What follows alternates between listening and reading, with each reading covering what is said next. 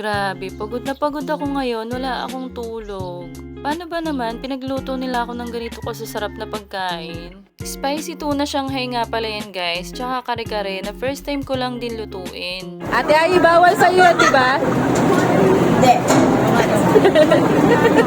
Pero ba't ganun? Sarap na sarap talaga sila. Kala mo ngayon lang nakakain ng spicy tuna Shanghai at kare-kare. Pagkalapag na pagkalapag ko pa lang, sunggaban talaga sila. Tinaig pa yung feeding program. Ay hindi pala. Parang zombie apocalypse, nag-aagawan dun sa laman. Sa bagay, kasi kahit ako nasarapan din sa luto ko. Tamo, ayan, nagtatawag pa siya. Hindi naman picture to eh.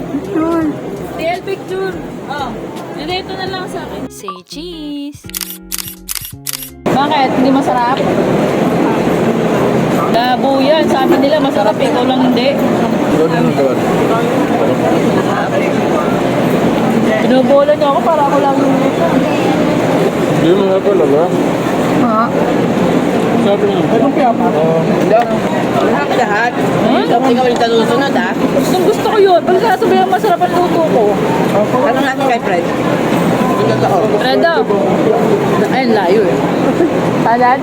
At eto nga at may pasalad din kami sa may birthday. Yes po, birthday po ng isang katim namin kaya kami nag-ambagan ng 10 pesos. Hindi pala kami, sila lang pala. Dahil sinagot na nga namin ni TL at Ate Maggie yung mahal na ingredients. Papahirapan ko pa ba sarili ko? Diyos ko, 10 pesos lang yung ambag na hinihingi ko. Grabe hirap ko sa paniningil.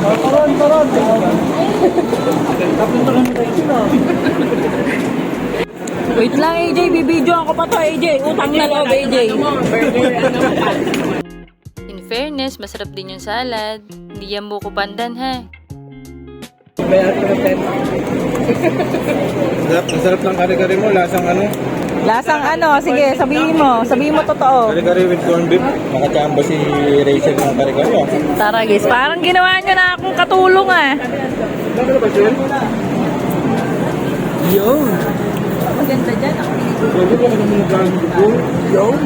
Ginamitan ko ngayon ng maraming gulaman guys para nga magkasya sa amin dahil ang dami nga namin time na yan. Tapos tingnan mo naman yung mga kinukuha nila. Grabe yung mga tumbler nila, ang lalaki. Okay lang, Paul.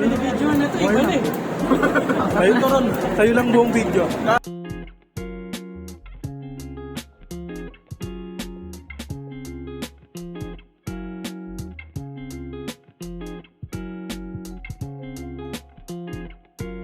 Kajolo, ano muna? Unti-unti lang muna, Kajolo. Resist tayo ngayon eh.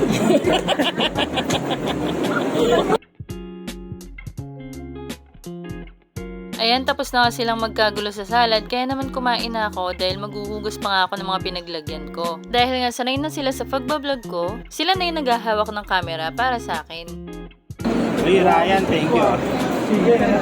Yun lang guys, thank you so much sa panonood at palambing naman ako ng follow at share nyo. Bye-bye!